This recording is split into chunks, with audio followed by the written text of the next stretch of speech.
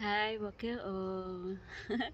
אנחנו בשבוע השני, ואנחנו עדיין בחופש, נכנסות לתוך הוו של הוודאות. ואני כאן נמצאת על חוף הימה המדהימה שלנו,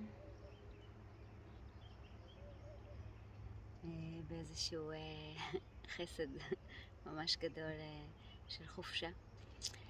ואנחנו נכנסות לתוך הוודאות, ואני רוצה קודם כל לדבר איתך היום ביום הראשון על הוודאות של הקיום שלנו.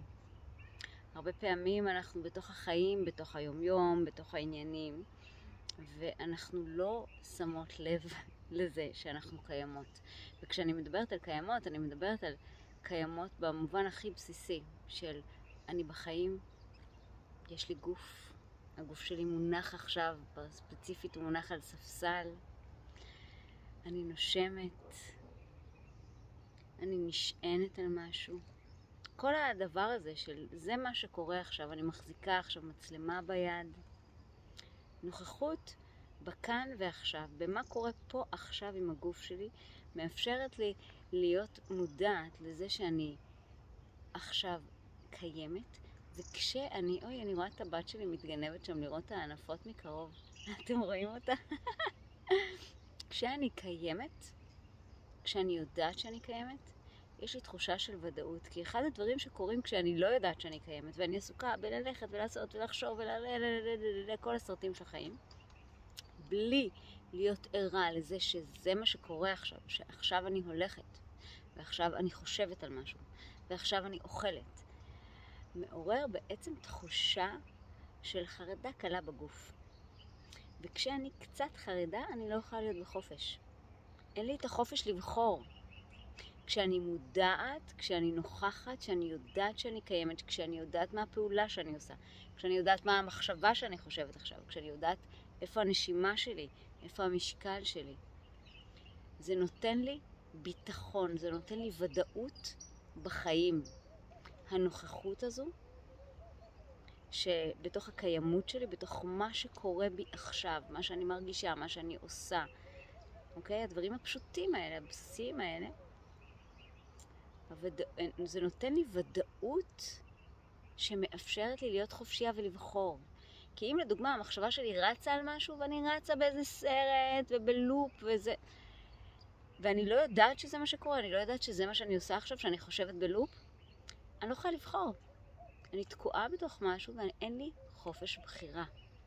וכשאין לי חופש בחירה, אני לא בחופש. אז גם עכשיו כשאני נמצאת כאן בחופשה, אני יכולה למצוא רגעים שבהם אני לא נוכחת בגוף, אני לא יודעת מה קורה. אני לא שמה לב שאני קיימת.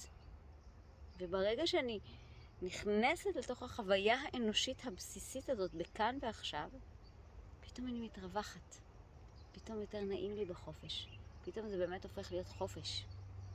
ולא רק עוד איזה דבר שאני צריכה לעשות בלתקתק ארוחת צהריים לילדים, או בלבחור איזה בגד ים אני אלבש, או איזה לונג אני אתעטף בו עכשיו, או למצוא את הדרך לנפח את אחד מכל צעצועי הציפה שהבאנו איתנו. אוקיי? נוכחות. זה נותן לי חופש. אז זה ככה הוודאות הראשונה שלנו לשבוע הזה, ואני ממש שמחה להמשיך איתך את החופש. אני ממש שמחה לקבל את המיילים ולשמוע מה קורה איתכם ואיך מהדדים הסרטונים. אז תמשיכו בבקשה לשלוח ואני יענה לכולם. זה לוקח לי זמן כי אנחנו הרבה אנשים, אבל אני יענה. תודה רבה. להתראות. יום של כיף. אוי ואבוי, וזאת תוספת קטנה לסרטון הזה של ודאות ביום הראשון, פשוט כי שכחתי לתת לכם את המנטרה. והפעם המנטרה, בכלל השבוע הזה, המנטרות הן יותר קצרות, יותר ממוקדות. והמנטרה בסך הכל אומרת, אני ערה בתוך החיים. אני ערה בתוך החיים.